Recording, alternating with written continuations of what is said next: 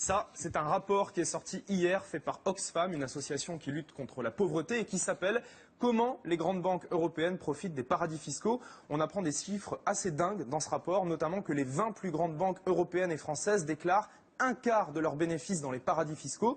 C'est là qu'interviennent les petites pièces que tu as vues. Concrètement, ça veut dire qu'à chaque fois qu'une banque gagne 4 euros, j'ai 4 pièces de 1 euro, il y a 1 euro qui n'est pas déclaré en France, en Allemagne, en Espagne, etc., mais dans un paradis fiscal où les banques payent très peu, voire pas du tout d'impôts.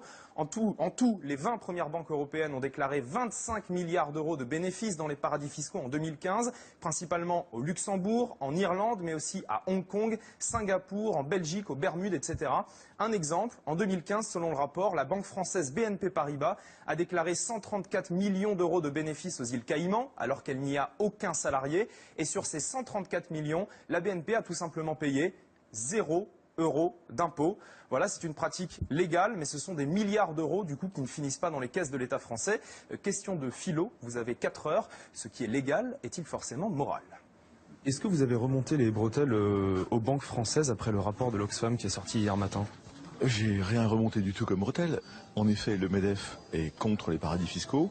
On ne peut pas régler ça tout seul. Est-ce que vous condamnez par exemple la BNP qui a déclaré 134 millions d'euros de bénéfices aux îles Caïmans en payant 0 euros d'impôt dessus? Mais c'est pas mon problème de condamner ou pas. Quand même, vous êtes le représentant des patrons de France, donc on peut se dire que si le représentant des patrons de France condamne pas ces pratiques, personne ne le fera. Mais mon problème, c'est de condamner les paradis fiscaux. Après, je ne suis pas... Mais les banques françaises le font. Mais écoutez, ils le font si ils ont la possibilité de le faire, mais ils optimisent fiscalement. Vous avez... C'est pas parce que c'est légal que c'est moral.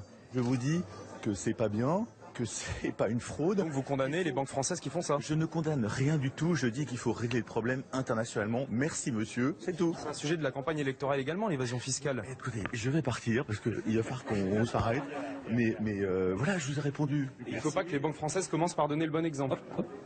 Quelle est l'entreprise qui va renoncer à quelque chose de légal, qui lui fait gagner beaucoup plus d'argent et qui maintient sa compétitivité, alors que c'est permis? C'est très dangereux de porter un jugement moral sur l'économie. Et en attendant, les gens, eux qui peuvent pas aller faire ça avec leurs impôts aux îles Caïmans et qui eux payent des impôts à l'État français, ils comprennent pas cette logique-là de se dire c'est légal mais c'est complètement immoral. Les gens, ils sont choqués par des milliers de choses. La jalousie, compréhensible, parce que c'est une jalousie. Comment moi c'est un sentiment d'indignation que nous jalousie avons tous. Oui, il y a une jalousie.